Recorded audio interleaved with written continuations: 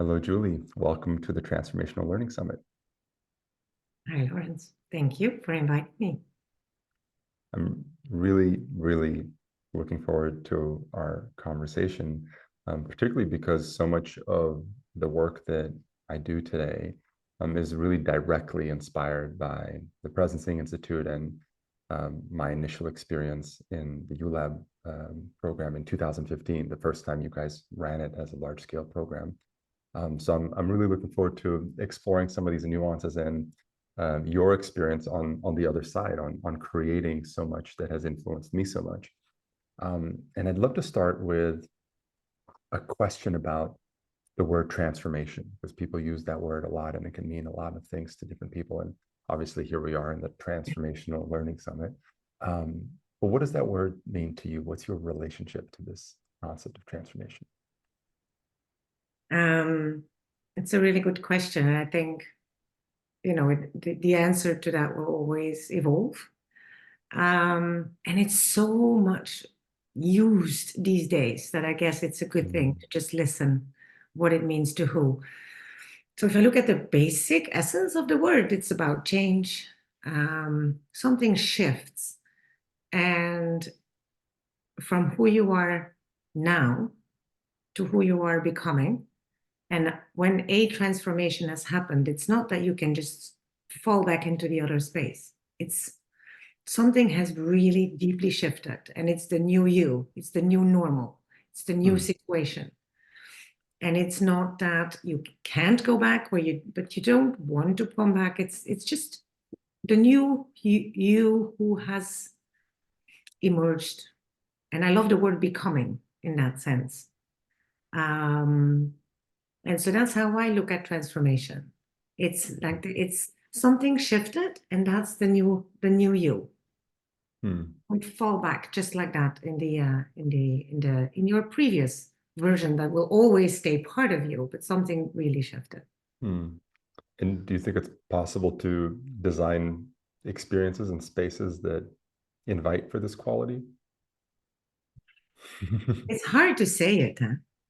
So I know with the Presencing Institute and beyond, I've been part of programs where people at the end would say, wow, this was transformational. But it's not something that you can claim beforehand. This is a transformational program. It doesn't work that way, because you can't really promise that or say this will be transformational. But I think you can, within the design that you can create the conditions for people to really be able to be themselves, so that something allows for change to happen, if that were what someone is ready for or looking for. But it's very hard to promise a transformational experience. But I love what you shared there about the conditions, and for somebody to really be themselves, because that's an interesting twist almost. Like we often think of change or improvement around, you have to add things into the mixture, and this is a very different connotation, that you're creating the conditions for a person to really be themselves and possibly discover something in that process that kind of transforms the whole idea of what you're trying to create. Yeah, I know that many different views on that, and it's all okay. I can only speak from what works for me. And for me, it's important that one can really be themselves, but it doesn't mean it's all safe. I mean, safe, of course, but I mean, it's not comfortable. That's the word I was using. So it's not like everything is super comfortable, because then also change isn't, sometimes we need to rub the edges a little bit or open up spaces of, and so I always say it's comfort zone plus 1. It's not comfort zone plus 10, because that might, make people not feel very safe. And so creating the conditions for me is a lot of the work, part of the work we do. So the concepts we talk about, or the tools or the practices we use, those are just vehicles. I think the real work is about creating those conditions for people to enter a space that allows them to and be themselves and step into a learning process or a development or exploring something that they're curious about, and that takes them just that one step out of who they are today, let's say. Mm. I like this distinction of comfort and safety. And I honestly, I've actually never quite thought of it that way. I very much resonate with the ideas, but maybe you can talk about that a little more because I think this is really important. The idea of a safe space where you're not necessarily comfortable. Yeah. It's tricky words, right? So Mm, in the sense that they might mean different things to different people, mm, because safety is very important. Feeling safe, and that means also different things to different people. And being very comfortable is wonderful, to be in a space where everything feels right with people that think alike, and where everything is beautiful and well prepared. Like, it's very nice to be in a very comfortable space. But often learning and transformational learning takes us out of that comfort zone. And so for me, there is that space between comfort of what we know and who we are already, and the discomfort that stretches us out of that a little bit, but it stays within safety. And mm, and it's subtle in a way, but it's a very important distinction for me that I am very sensitive to. mm, I cannot always know what's safe for everybody, because we all come to a learning space or an experience or an activity with different life experiences. So that line can be different for other people, but I am very sensitive to finding that space between, where there mm, is some kind of creative tension possible, um, with an invitation but never a push. mm, And mm. that's a very different movement as well, where I know there's spaces where they think, transformation happens through shock. We need to go on a boot camp and you need to suffer, and then all of a sudden you will. Uh, I think it works for some people, but it's definitely not my way. I think Mm, I'm more yin in that sense. And so it's like, how do you invite people to make that own step without pushing them over the edge? mm. But that's also a really interesting point what you're sharing about that it works for some people, but it's not necessarily my way. I think this is something I always have to remind myself as well, that there's just so many different ways that this can look. And for some people, they like the push version, and for some people, they like the more soft invitation version. I also love this dimension of what you're talking about, the safety and the comfort in as you're speaking, what comes up is really the broad spectrum of that, of the relationship between being and doing in a way, because sometimes, in these kinds of spaces, the being can be very comfortable and the doing can be less comfortable. Or, for example, um, the emphasis on prototyping in a learning experience, actually like learning by doing, actually learning by stepping out into the real world and trying something, is not always comfortable. Sometimes it's more comfortable to be in a more conceptual territory and to kind of just be with each other. And I wonder, if you have any reflections on that territory in when you're designing an experience of this territory between being and doing. Yes, many. A lot of things come to my mind right now, because when you say, it's easier to be than to do, then it's like, oh, I don't agree with that. I think Mm, a lot of people are way more comfortable with doing than with being. that's true. That's true as well. So, but it's both true. I see what you mean. It depends on the people sometimes. It depends on the people. Yeah. Yeah. But if you look at the Mm, general state of our Western society, totally. You're right. Yeah. there is a lot of doing, and Mm, a lot of mm. doing that And is and just in that way, the being is actually less comfortable. yeah. So it's an interesting So there's a twist. lot of waste Mm, action, I think, or action mm, waste. But I know what you mean with the invitation to do prototyping, is to move into action, to start, what we call co-creating the future you would like to contribute to. And it's this point where when you really want to bring transformation or change, it takes this moment of taking a deep breath and being ready to, when we switch on the courage to bring change in a space where maybe, it's been for a while differently. And that step of courage, I think that's indeed difficult, and that Mm. requires, you can help again, you can create the conditions and so on, for prototyping to work. To work is to have a chance, right? What we say, learning by doing. It's you just start, you do an experiment, and then you adapt and adapt and adapt.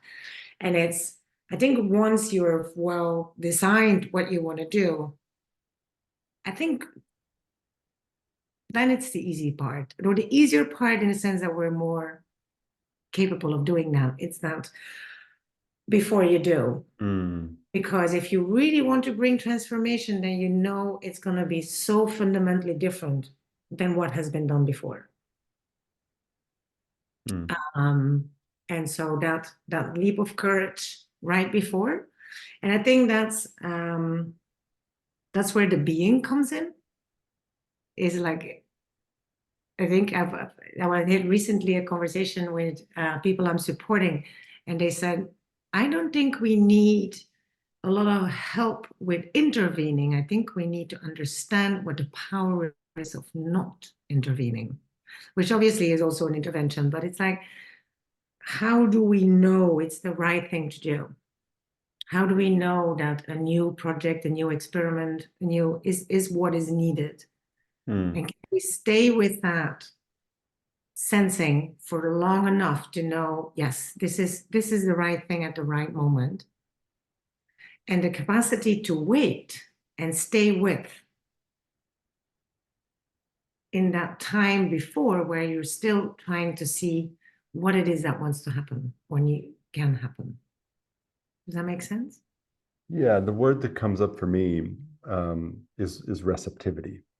Is this how can you cultivate the capacity to be receptive to what wants to emerge in this moment? Is it to wait because you don't have that clarity, or is it to be receptive to the clarity that is emerging? This, as soon as you said knowing, it's like, how do you know Mm. that, at this deeper level? And I feel like this is part of what is offered in a transformational learning experience, is the discovery of that space, that capacity, that, especially as opposed to traditional learning where it's just, here's the information, you're just downloading information. But in this kind of experience, there seems more emphasis on the agency of um, of your being, in a way, this receptivity, that you're receptive to what really wants to emerge, not just what's being given to you. Does that land at all? Yeah. No, it's beautiful what you're saying, because it brings in the knowing, the deeper knowing of how do we know what wants to happen, or what is yours to do, Mm. right? So where does who you are and who you are becoming meet the world, and where the world is right now, and what is needed, or what is possible. And when you Mm. feel that click happening, I feel that click happening in my body, in a sense, where just a sensation, and it is like, yes, this is it, Mm. rational or irrational, this is it, what I'm going to do. And I like the word receptivity, in a sense. It's in our work, somehow we're antennas. So um, I feel that in sensing, or the word that we use, sensing, is preparing ourselves as well.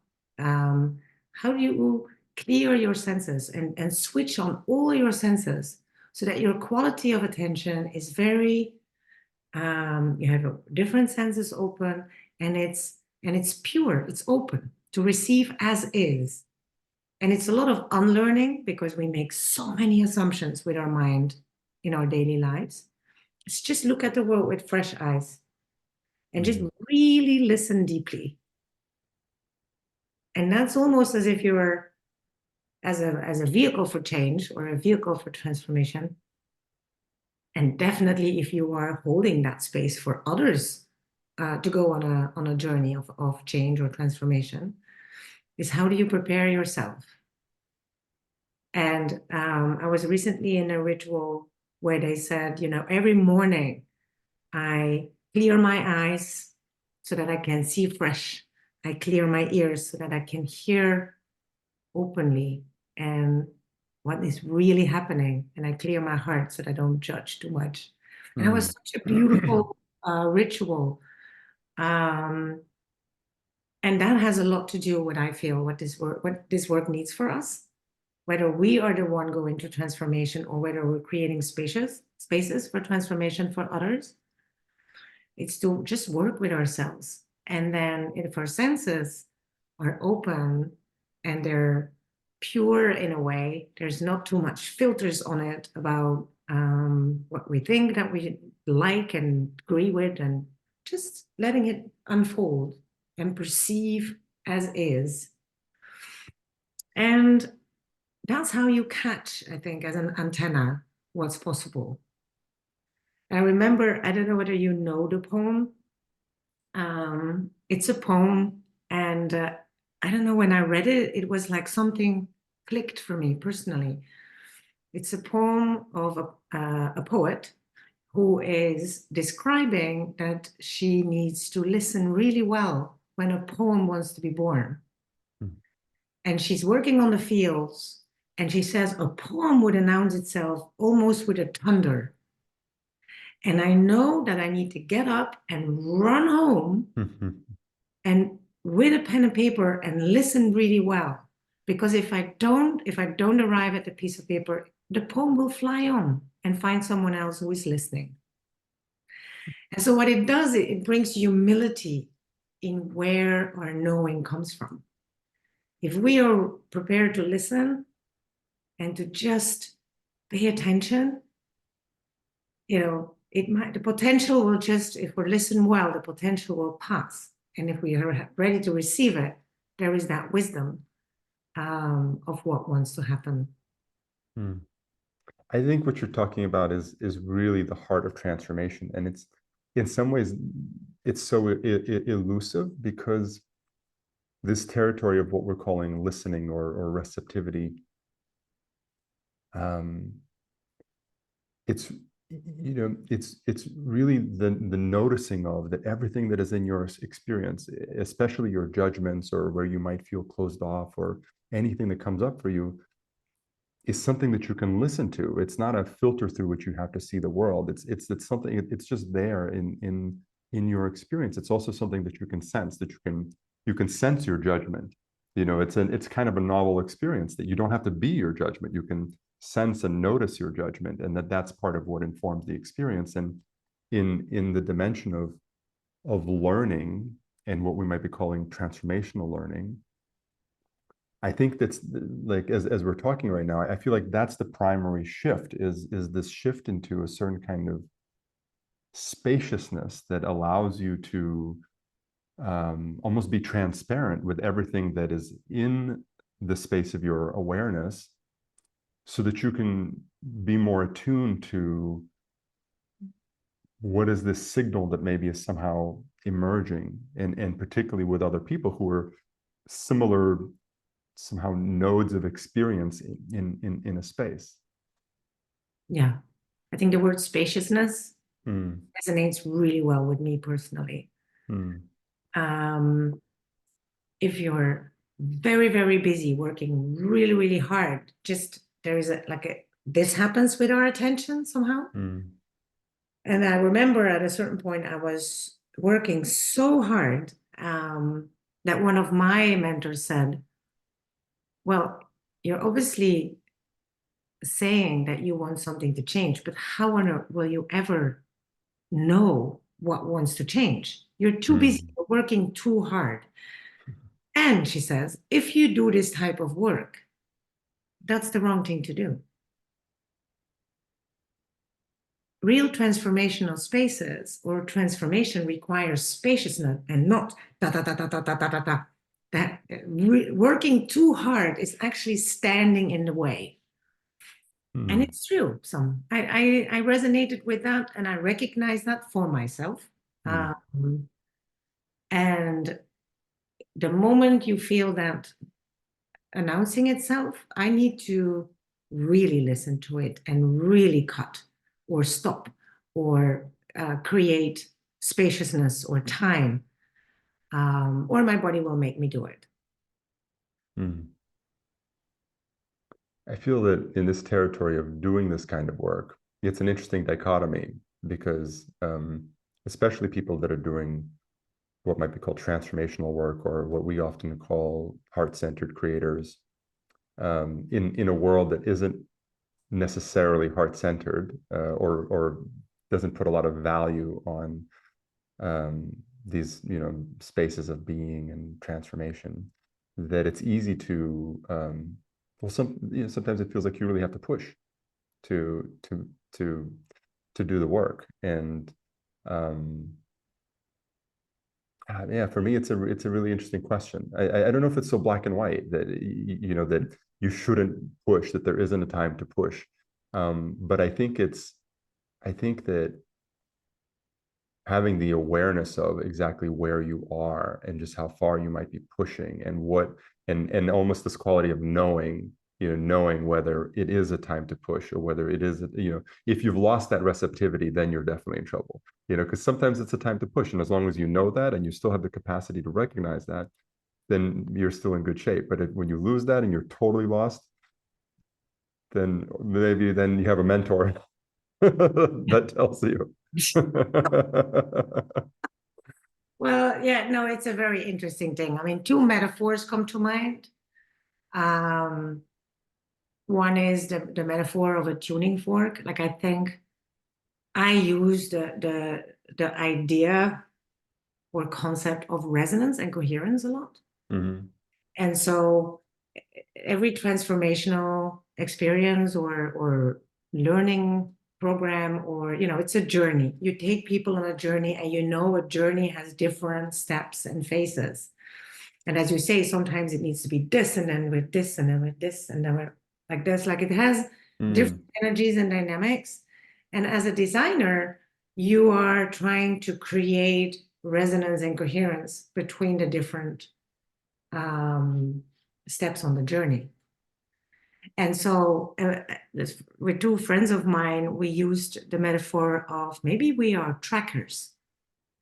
So what we do is we track the resonance within a certain journey or an individual or a group, and see, is it still does it still have this frequency of creativity and of movement, or is it just mm, and so you there are moments like I think a transformational journey has different phases. There is many metaphors that describe that, like the hero's journey, and there's other examples of where you feel it's never one thing. It's a journey, and a journey has different stages, and it's having this sense of when what is needed. Is there a need for spaciousness and rest, or is there a need mm, for reflection, or is there a need for hard work and activity and feeling that energy of yes. And I think designing spaces and journeys has a lot to do with a kind of sensitivity to that, finding that resonance throughout the journey. mhm, mhm, And I think, as they say, some tones will only resonate with one person, and some tones can resonate with a more collective, and that's where collective and mm. change can happen. If you can create that coherence. And I love the receptivity of that in the sense of, and this is something that I often think about in any design in any transformational process is there isn't necessarily a formula for it. And sometimes, something is appropriate that may be a push, and sometimes what's appropriate is more just a spaciousness and remaining in relationship with that as a tracker, as the space holder. I feel that that's the heart of the mastery of the process is that you somehow cultivate the intelligence to understand first to be receptive to what's going on in a space and to understand how to shape and guide it in the way that feels most appropriate in the moment. Yeah, I think that, yeah, this is a beautiful description of how I see the essence of this. Mm, mm. Now, why it really requires as well to have all those tones within you that you can Mm, and push. And, there's moments where I went way over my limits, but then all of a sudden we created something, and then you take a breath again. And so working with all those energies within yourself is, I think, and know them, is really important as you take, whether it's a person or a collective, on a similar journey. mm. You use the words, so we use these two words, resonance and coherence, kind of casually, but I'd love to hear your definition of what they mean. I can go quite far in in that. Maybe I won't. But I was always curious in learning about change and about reality, and so when I was working as a facilitator, or was evolving and growing as a facilitator, I didn't do facilitation courses. Like I did one course, for example, about healing with healing forks, and it Healing was forks? with tuning forks. Tuning Sorry. forks. Okay, got it. Yeah. And so the basic theory was everything in life has a frequency, every word, every action, matter, every organ, everything has a certain frequency. Mm, And if we can find that frequency and then create within that frequency an intervention, healing can happen. mm, Balance can come, because healing is often about restoring balance and growth, and even transformation. You can call creating a new balance. Now I'm in the abstraction somehow, but I love that thinking, whether I got it in quantum theory, where I often went, explore out of curiosity. I'm not a physicist at all, but almost everything is about that basic belief where it starts. Everything has a frequency. And if we can create resonance between frequency, music comes. If it isn't, it's noise. mm, In some Eastern wisdom, they also say every word has a frequency. Every word you speak creates a vibration in the air, and it can create coherence or it cannot. mm, So if we look at the world that way, and we look at who we are that way, and what we say and what we speak and what we do, then you're trying to find the words that create a positive coherence and resonance, and avoid the ones that don't. mm, And if you look at that, even every act creates that, and everything we do, then that thing we talked about of tracking resonance becomes even more um, valuable. I was going to say important. That's not even what mm. it is about. Valuable. How does that show up for you when you're in a space? How are you tracking? Is that something that happens in your mind, in your body? Um, for myself, it definitely is happening in my body. Um, like there was a couple of moments in my life where I took a decision that was pretty irrational in a way, and that shifted things, but it's kind of almost inner shiver, I would just call it for myself, when I feel like, yes, that's what I want to do. Mm, If I am holding space um, for a collective that goes through a journey, whether it's a learning experience or a change experience,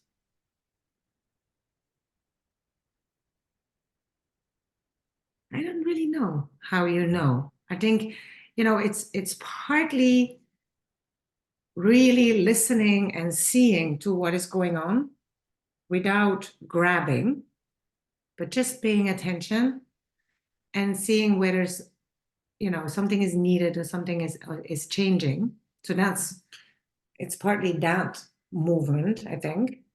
Um,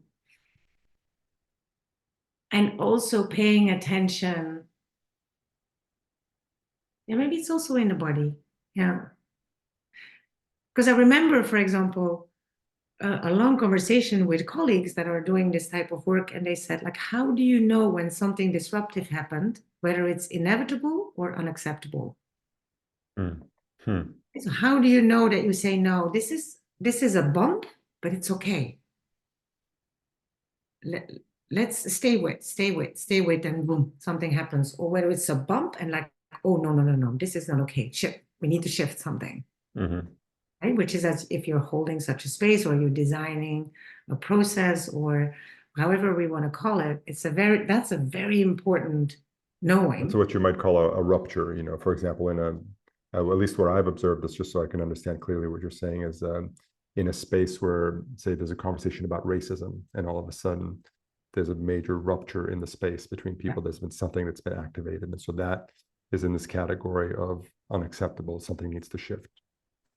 Well, it's with the colleagues we were talking about this because it's a Mm, very important aspect in our work.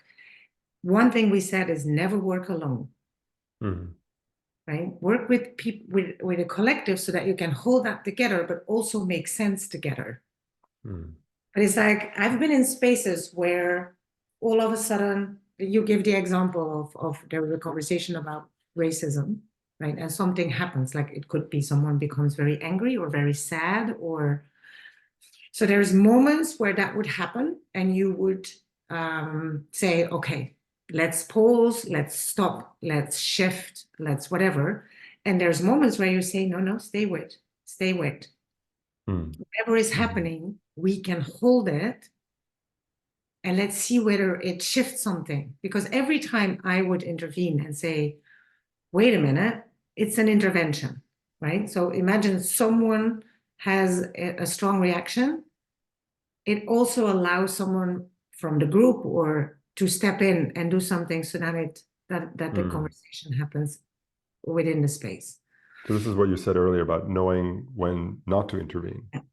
Yeah. Mm, And I don't think there is like 5 steps you can say or 5 descriptions. But we did speak about the importance of being really, really present. And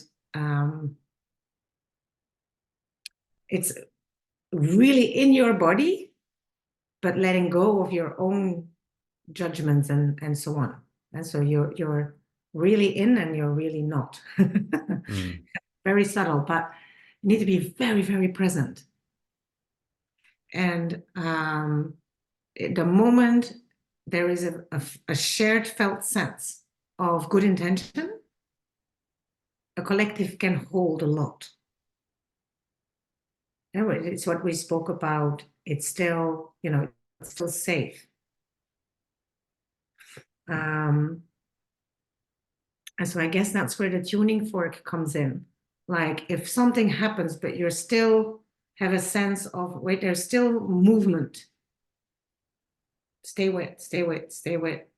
And then at a certain moment you can feeling, no, this was super dissonant. Now we need to step in. mm.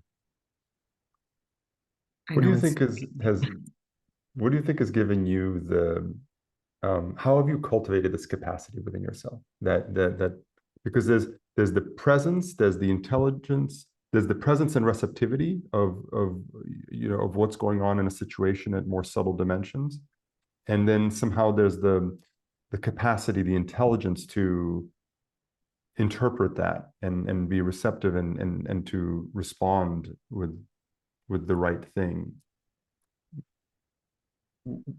And I don't know if there's a facilitation course that just gives you that. It's somehow you just it builds up inside yourself through experience. But I'm wondering if there's anything in particular that has helped you fine tune that capacity, or how you relate to that capacity. I think it has to do with sensitivity. And so if you are like as an individual, like you're a sensitive person, like they label now highly sensitive and hypersensitive. definitely somewhere in any of those categories, but they didn't exist yet when I was a child. But and it's working with that sensitivity. And Mm, so it's being able to hold and everything that you perceive. So I believe everybody is sensitive and everybody can perceive a lot of information. You know, I'm talking about in many different dimensions and senses. But others have more openness right now of those senses. So that's one thing. I think most of my colleagues are very what I would call sensitive people. And with sensitive, I don't mean easily emotional or something, but it's just you can see their perception is open. Like if, and a stupid example is if someone drops a spoon 2 rooms away, do you hear it or not? Some people will never hear it, and others have heard everything or seen mm, everything, or they perceive a lot of the information of everything that is happening around us, visible and invisible. So that sensitivity and that being able to work with that as well. Don't let it overwhelm you. Don't let it all. mm, So that's one. But why I had to smile when you spoke about it is that, my own organization is called Arts of Sensing, because from the beginning, there was something about me about working with the senses that was very important. And I even had at a point in the day, I'm going to start a school of the senses, or just inspired by John Milton. He works a lot with practices, meditative practices and body practices in which he say, it helps us expand and deepen our senses so that we just perceive more from reality around us. Because so much is already there, but if we're always busy and hard, our senses are just perceiving very little information. So I was so inspired with what he said that I said, oh, yes, in order to work in the field of transformation and change, it starts with deepening and expanding our senses. mm. And so it's been years since, I think I chose that name in 2010, even, or before, I think even before. So it's been in my mind since the beginning, but never really, like it was present in the work of presencing, of course.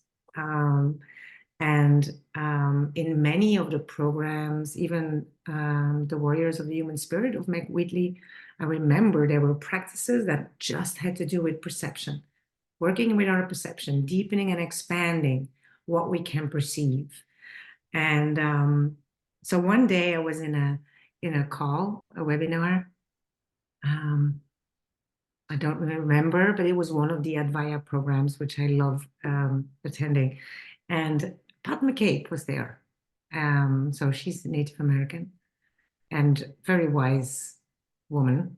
Um, and at a certain point, she spoke about that. She said, if we want to be ready for another future and we believe something else is possible, I think the most important thing is for all of us is to learn the future vocabulary and the future grammar of the world that is emerging, Mm, the worldview and the kinship worldview that Native Americans or indigenous people often refer to.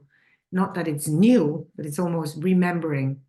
Um, and so I remember asking a question. I said, you just said that, for the future, to learn the future vocabulary and the future grammar, it's important to work with our senses. How can we practice that? I would love to start, something around that so that we can practice our senses. And she looked at me and there was a little pause and then really puzzled. And she said, what do you mean? What do we do? Just pray. Pray? Yeah.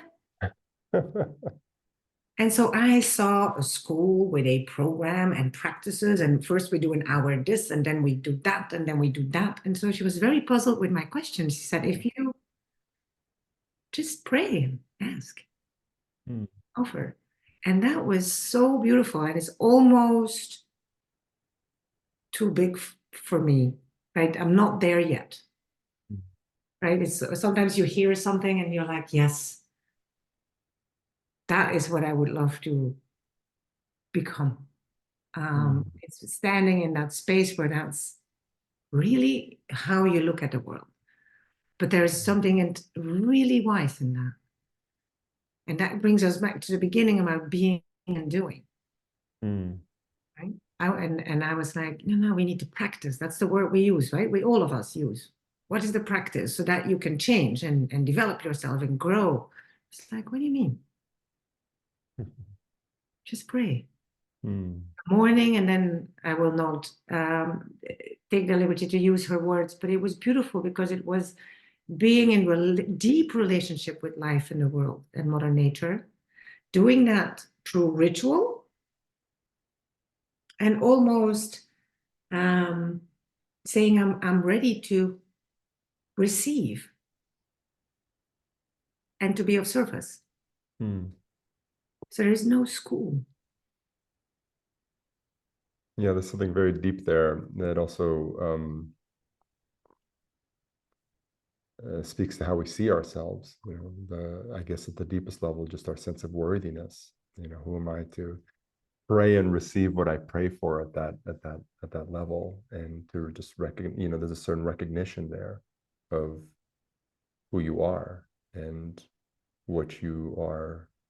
Um, It's, it's also like an unbelievable act of humility mm, mm, mm, because you step out of the human centric realm and you kind of surrender to something else.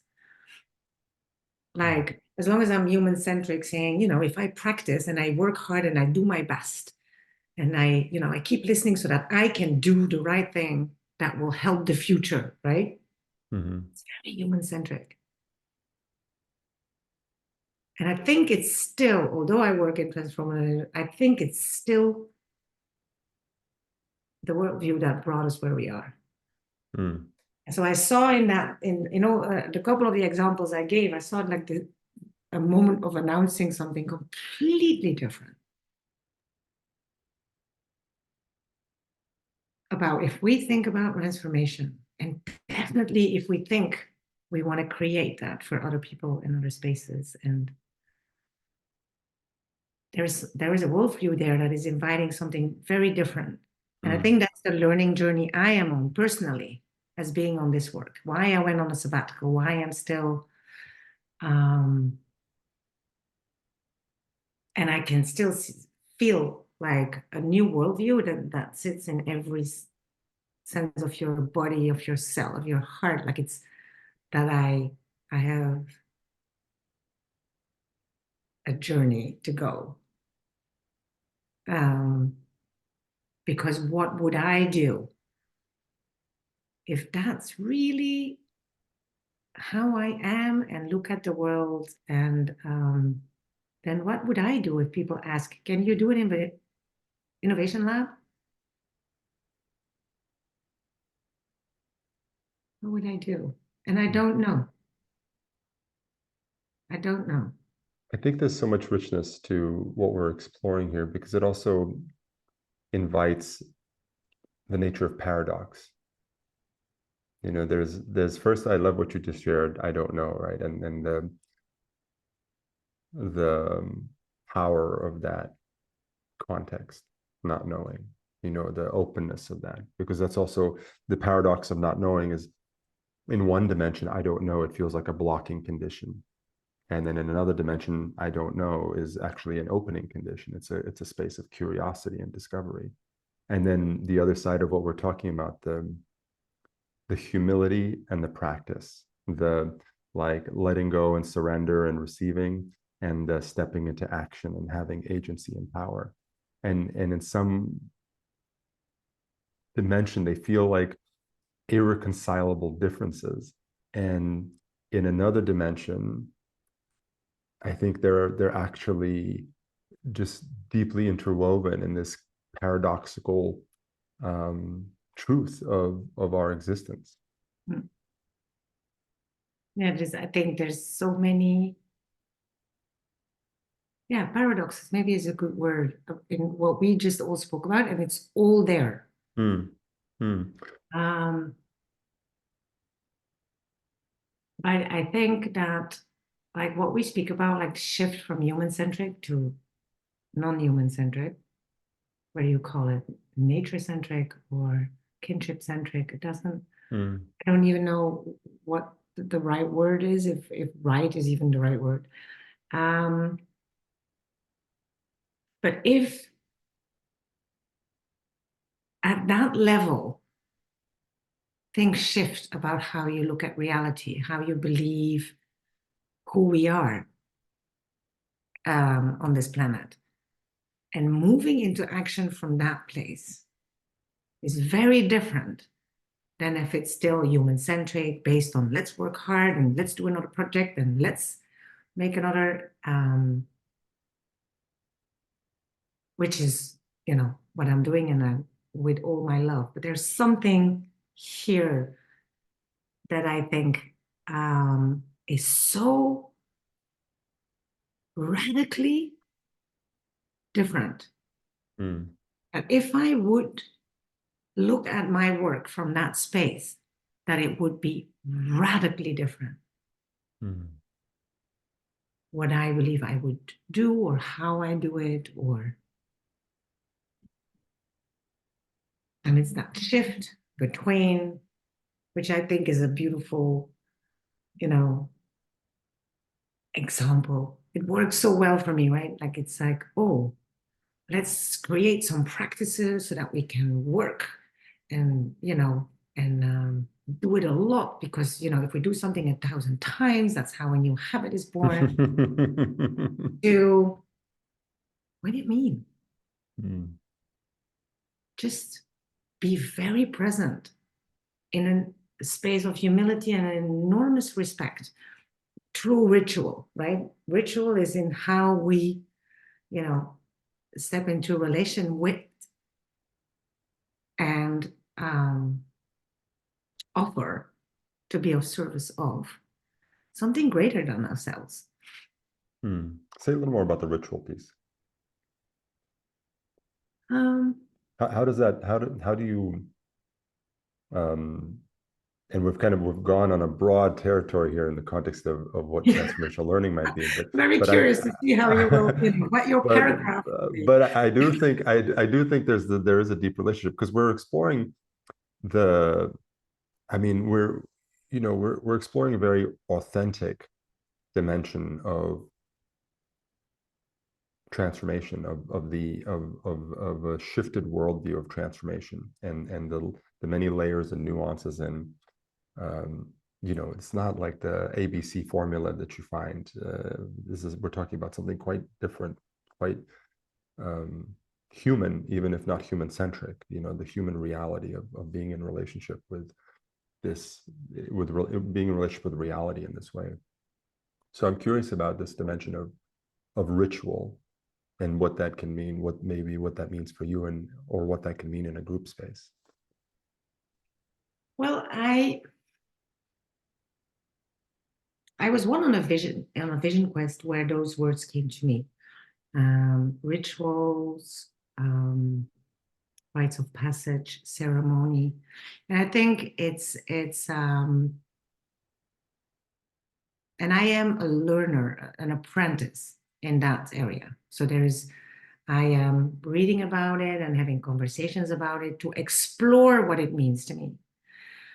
But when I am learning about it, it's what for me it represents how we, in that humility that I feel is kind of a movement that humanity um, needs to make towards the non-human world, let's say.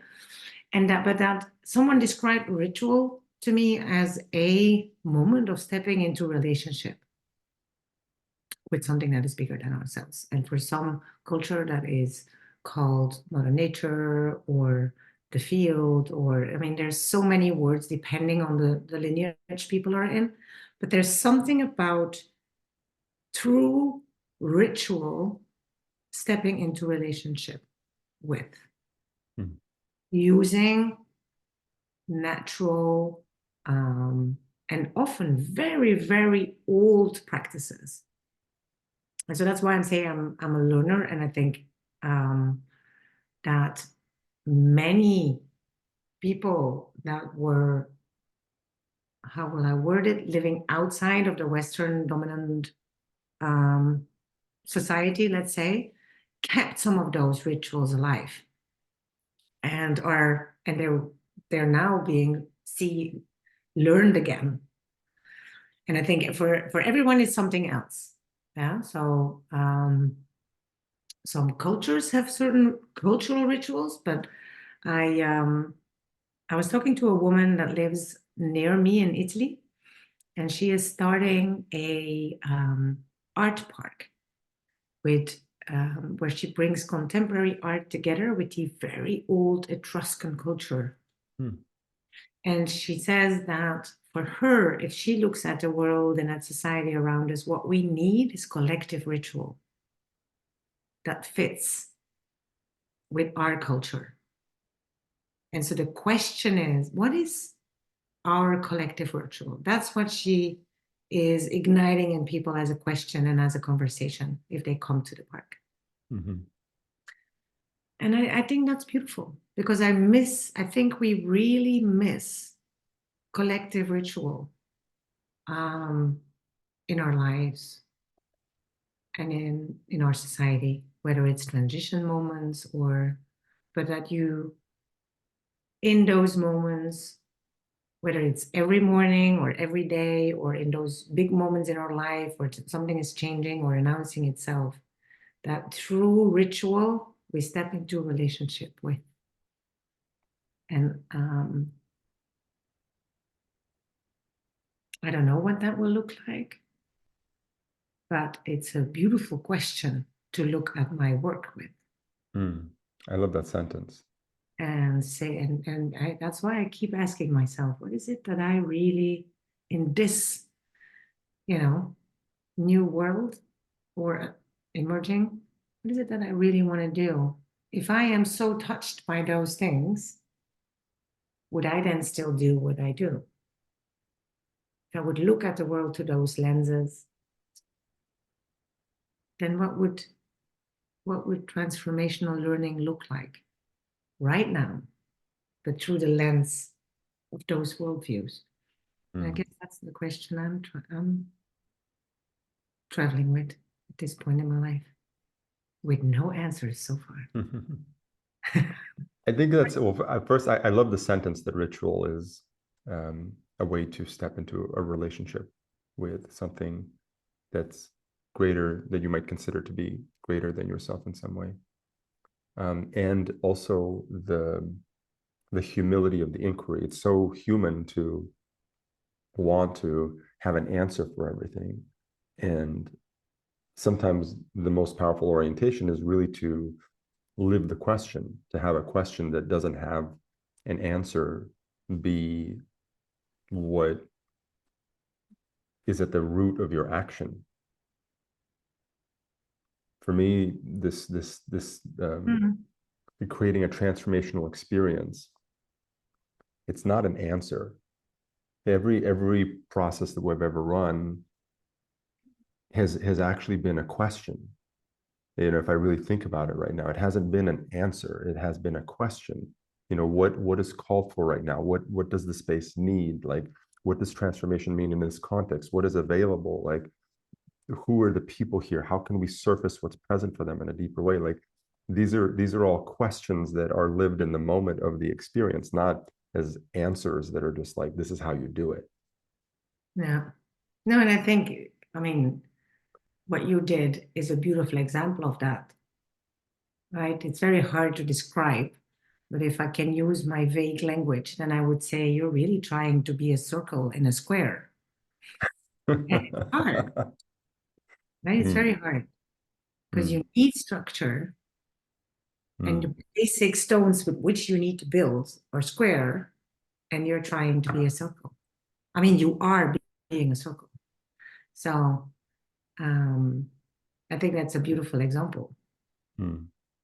So how do you, I love this broad territory we've covered to really give this um, concept of transformation a certain substance, a certain texture. And so now I'd love to maybe ground this in the territory of designing an experience. And um, like as I mentioned at the beginning of this call, um, when I participated in the ULAB program in 2015, I had been on a long journey, 4 or 5 years of really. Actually, the question for me was how can I bring more love into the world? And I'd been doing tech startups um, for 10 years, and I was really interested in how the online space could be a space for a meaningful connection. And um, for most of that 4 or 5 years, I really struggled to find anything that landed. And it was actually participating in the ULAB program through the small groups and through the process that we had, where it was the first time I felt a deep level of meaningful, authentic, real human connection with strangers online.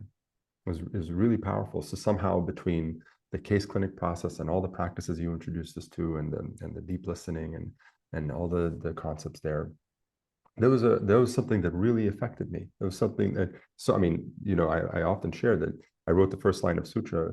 I wrote the first line of code for Sutra a few weeks after that experience. So I was deeply touched by that experience. So I'm curious how you think about the design of a learning process like that. I think, ULAP is a nice example. It was one of the first, I think that I can say it was one of the first like that in the world, but I'm sure that's exaggerated. Definitely the first I was aware of. That was a huge online platform. And it was also, just to emphasize, huge, like 30,000 Huge, people, huge. Yeah, this is not like a huge, like 300 people. This is a huge course. like 100,000 people. Yeah. Yeah. Was that many people in the first iteration? The very first was, yeah, I'm going to be very careful here, but I think somewhere between 40 and 60. And then the second was, whew, Oh, yeah. yeah. Also because, yeah, there was many, that's a call in itself. But just giving the example as a way of grounding our conversation, I think diversity is very important. So what I still believe was a power of ULAP was that everybody had in common that they believed something else was possible. They believed in change on a societal level. And that is what people had in common, but the huge diversity that came together through that was very rich. And then there was the global aspect, like you were with in every, there were like, I don't know how many countries were present, but it's magical to have the people from all over the world present at the same time in one experience, collective experience. And then that was the global layer. And then we created the local layer. So we invited people to come together in hubs. And I remember change makers, as they were called, or social innovators, or like it was like there were very, the art of hosting community, you had the presencing community, you had so many different that, even agriculture, biological agriculture, etc. And it was as if they brought together change makers. I don't really like the word, but it's a good word to people believing in change and already, whether it's through an NGO or a project or their work or they came together and found each other locally. And it didn't matter whether you were art of hosting or you were this or you were that or you were that. We were a hub. And presencing or the ULAB was not about me teaching you. It was like taking you on a journey. So there was nothing saying, with transformative learning, it's very hard to not say at the beginning, we're going to put something on top of you, or, you are going to change because you will be better at the end of it. That's often what happens in learning experiences. And I didn't feel ULAB did that. So it was just, we're creating this huge opportunity to find people you resonate with, to get to know each other, create real deep relationships. Some of those hubs are still existing. I mean, when was the first one? 8 years ago? My hub that I was connected with, because I did it twice back to back, the first time and then the second time. And then the hub that came together the second time, I'm not as active anymore, but I see that they're still meeting, and it's Yeah. it's been like 8 years. And that's where you see the power of relationship. Hmm. When you can decide within a community what you have in common. And that people can be themselves, whoever they are. Like some people have this lineage and then that lineage, and there were different religions and different but you have that in common, and that journey connects you, and the power of relationship. So whatever design or program or journey, or I think it's one of the key things that through presencing, but also that I really believe in personally, is the key of relationships. Transformation happens through the relationship that I have with purpose, but definitely with the people around me, because you don't do this alone. And if you then, have warm and strong relationships, and then say, what is it that we want to do? Not based on, what is described that should be happening, but what is it that we're going to do together that we couldn't do alone, and that we feel contributes to what we believe is a better future is the wrong word, but desired next Possible. Hmm. possibility. Hmm. Words are tricky here, but I think Hmm. in whatever relationship, whatever program or thing that I design, is you look at that lens of interconnectivity, of relationship resonance. That's a little bit where some of what we spoke about comes in. Another thing is the balance between structure and spaciousness. So a good a community or a journey needs structure, enough structure for people to feel like, yes, this is thought through, this is well held, and yet I can move and circle around and take different roads. They're not giving me only one road of what I should be doing or who I should be becoming. And it's that balance between spaciousness and structure that is And that's can be a tricky balance.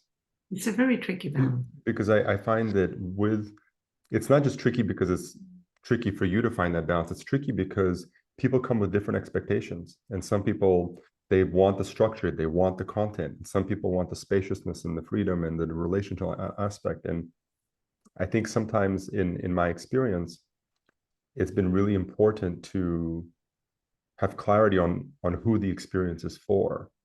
Because and I'm curious about your any reflections on this for you in terms of if you've had a situation of this like structure spaciousness equation we're talking about, where people might come out of it and say, oh, that was too much structure, too much content, and some other people come out of it and say the opposite. And it's always interesting for me how you'll get opposite feedback from the same experience depending on the predisposition of the person. Yeah, I think if you create experiences where a wide diversity of people can arrive in that space, whether it's online or in person, it's very important to have super clarity. Like I remember That's in a conversation with Otto and Arawana one day that we spoke about how our work is very much like this, but what we do is very much like this. Mm. Like by being crystal clear, spaciousness comes. So I think the Mhm. experiences for people looking for structure and freedom, it's very easy to offer both, especially in an online space where there you can create them at the same time. You can go to the dialogue space, or you can go through the materials. Like I think it's very important to have both available, but to be super clear about what this experience will be like beforehand. Do you mean like describe what structure there is, what it is about, what the Mm. journey will be like, and then say and the different possibilities of stepping into this journey is this and this. And if you really like content and structure, step into the other space with curiosity and the other way around. Does that make sense? Is that what you meant? Yeah, yeah. I mean, I really appreciate also the embodied description you just gave me between this and this. There's just something really powerful there between the spaciousness and the clarity and um, the structure and being able to be very clear about that and describe it to people so that they know exactly what the territory is. I'm also curious, though, maybe coming back to the sensitivity that we were talking about earlier. So one thing that's very present for me in designing an experience like this is the sensitivity before the experience happens. There's a sensitivity during the experience that kind of guides how I might respond, and then there's the sensitivity before to actually architect the trajectory, the flow of the experience. That when you might put a stillness or a reflection activity, when you might put a conversational activity, like how that whole thing kind of flows, the actual structure of that experience, which is almost like a piece of music in some way, in the way that it guides a certain narrative. And for me, that's also very much situated in this territory of sensitivity, that I can sense it somehow from my experience, and I can almost ride the journey before it happens to get a sense of how people will interact and be affected at different parts of the experience. And I'm curious, um, how that plays out for you in terms of, here you are, you're like, okay, we're going to design this experience, the ULab or the digital leadership program or something, and you're starting from scratch, from like a blank page. And then what, how are you kind of, what are the different elements of creating the structure for that experience? Um, yeah, great question. So I think based on my experience, I would say there is something universal. There is a pattern that Mm. universally works. And I think maybe that's the beauty of the underlying pattern of the you. Like there is something that is universal, and then there is things that are very different culturally or even individually. But can you find a pattern that will work universally? Right? Which is then the basic structure for the program. Let's say that maybe we give an example because it's otherwise Mm-hmm. it's fake. Otherwise, a little abstract, yeah. Yeah, developing a 3-month learning journey for a group, right? Mm-hmm. Um, so what is the basic structure that you can create? Which is, first you want to make sure that there is time for people to get to know each other, get to know the approach, get to know why they're here, sense into their intentions, listen to the diversity of the intentions so that maybe they can, adapt them or evolve them. So, but that they feel, oh, it's clear, this is who we are, this is why we're here or why I am here. And we see what we have in common and we see what is the diversity, both of why we're here, who we are, and what we are hoping for. Then there is a moment where you learn new things, whether it's new content or new experiences. And we know that even content lands better if there is an embodied experience with it, whether it's through journaling or whether it is through speaking about it or repeating it, or so. But there is new things happening and learning happening, and there is a moment of pause where you think, but what have I learned, and what does it mean for me, and how do I want to integrate that in my work, in my future, in who I am?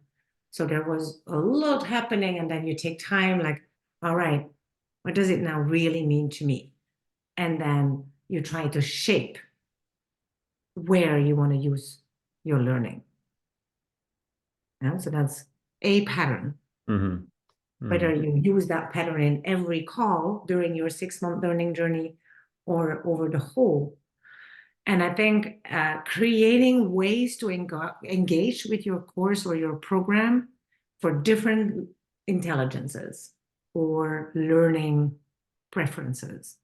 Some Mm. people want to do think and then speak. You have people who want to talk. You have people who want to, so that there's different learning styles possible to come in. And then every journey has a points of intervention, whether those are spaces where the collective comes together in a collective Zoom call, or where new information is released, or where, you know, a new invitation comes out. So there's intervention points, you could say. And then I always say, and think about the gaps, like design the gaps. Think about what happens in between Mm. those interventions, and where in that space can you keep the energy alive and going? When you say intervention, you mean like the Zoom call where people come together? Zoom call, or Mm-hmm. you release a new chapter with content, Mm-hmm. Mm-hmm. or yeah. So there's moments in, you know, in your, if you have a 6-month learning journey or 6-week learning journeys, you can say, you know, we have 4 calls or we have 5 chapters. So those are moments where something collective happens in the learning. And then what happens in the gap, so that you also pay attention to the gaps between the interventions, and Mm. think about, how do I keep the energy alive without overwhelming people, bombarding them with messages, but just the attention. Yeah, spark the attention, keep the attention connected. So earlier when you were talking about the clarity, I just want to maybe ground it also for my own better understanding about what we were talking about. So in the context of, you know, people who might want more structure or more spaciousness, um, when you were talking about this element of clarity, where, how does that situate itself in what we're talking about? Um, so whether it's clarity about the program or about a certain thing, but it's like give very clear information about what it is we're doing and why we're doing it. Mm.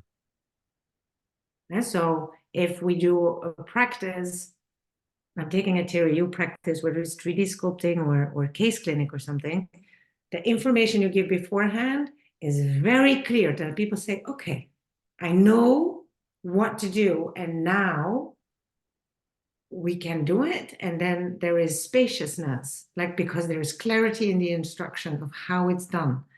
When there is unclarity about why we're here, what we're doing, what I'm supposed to do, the Mhm. mind takes over, Mm. because it wants to solve it and it wants to understand it. And if the mind is at ease, the rest can start to just do the practice or step into the learning. Mm. So make sure, yeah, maybe that's what I mean with the clarity. Make sure that the mind understands, Mm. so that the heart and the body and the rest of us can yeah, step into the experience. Mm. I love that.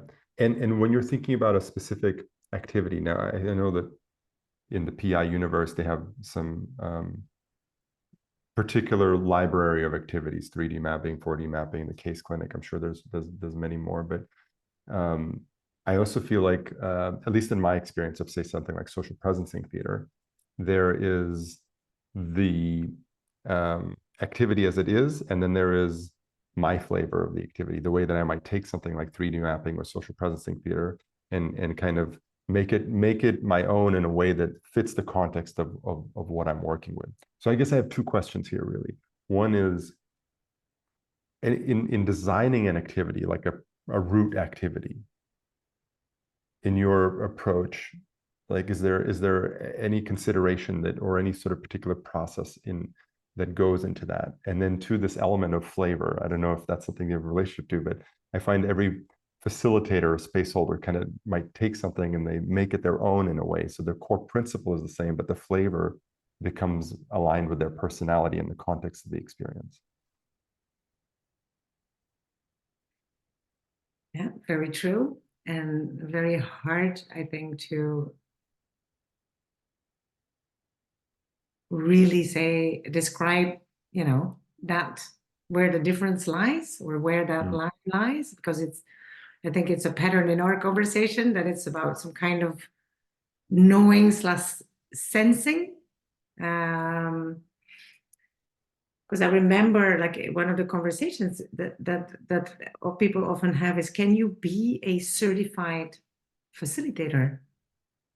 Well, no, but you can certify or you can check whether someone knows the practices and knows the instructions, but you can't certify in an interior condition of who they are, how they hold themselves, how they hold the space, how they work.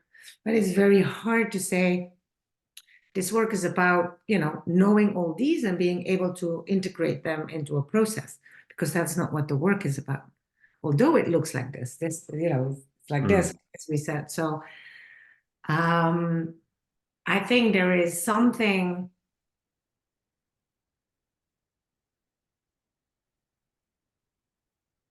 I can see someone do 3D sculpting in a way that doesn't do justice at the intention with which it was created.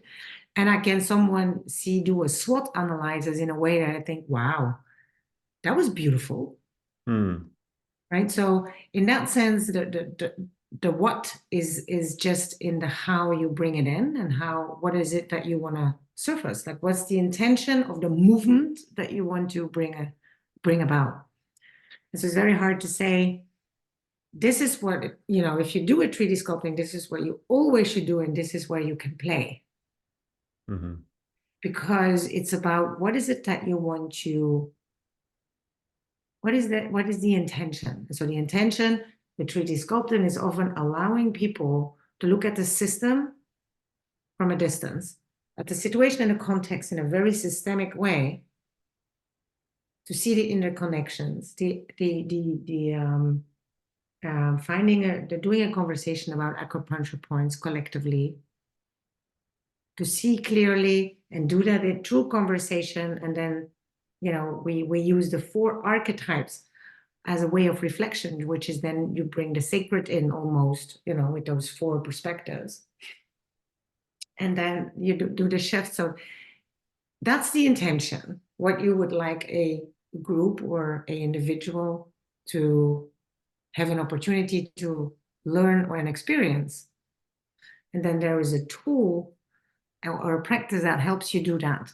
And obviously there is ways that you can describe, like, don't do this or don't do that, don't interrupt, don't tell them what to do, don't. So you can give a description of how to do the practice or how not to do the practice. I had people shifting it a little bit, but it stayed in its intention, beautiful. And then with some changes, you feel like, no, this is not Mm. what the intention was. So I find it very hard to answer. Mm. I think. But I did in many spaces, in projects, I was the one, for example, designing a really big project that would take in many different countries, but locally or in those countries, it would be facilitated by other facilitators. So I was often in that position that you described, where you try to say, this is what the intention is, this is the process that will happen everywhere. And yet, in every context, it will be different. So this is where you allow culture to be guiding and the individuals to be guiding. And, this needs to be happening, and this can be, changing depending on where you are and who you are. So I've often been in that space, but it's, except for in conversation, it's very hard to describe on a piece of paper. This is what it is. Here you Mm. can play, here you can play. What comes through from you in what you're sharing, and maybe we'll wrap it up after this conversation, after this question, because there's so many directions we could go here. But um, one of the things I'm hearing in what you're sharing is that the purpose of an activity in some way is to make visible what might be invisible, and that being connected to that intention with a lot of humility, but there is something there, which also for me lands in the definition of transformation that I work with, which is that transformation is something that becomes available when you become deeply present to yourself and the space that you're in and the people in that space, when people in the space become deeply present to themselves and each other, and that's a function of visibility, that presence, that what's in the space has an opportunity to surface so that we can be in relationship to it. And all of these activities like the 3D sculpting or the 4D or the case clinic, they in some way they act as mechanisms of visibility so that people can be in a more awareful relationship with what's in the space. Yeah, that's a beautiful to maybe bring everything together somehow, if at all Mm. possible. But the wording we sometimes use, or the metaphor we sometimes use, is like that in transformational work, what you're trying to do is to create a landing strip for future possibilities. Mm. So, and that takes us to the poem, again. But it's like, how with a group can you be together and work on ourselves and work on our relationships and be clear about our intentions, and and then through those practices in that process, what you're actually doing is creating a landing strip for the future possibilities to land, like the poem coming. Are we ready? Are we listening? Are we listening? And then boom, or it will move on. And maybe that's a nice image that might bring everything together. We forward in this conversation. Not sure.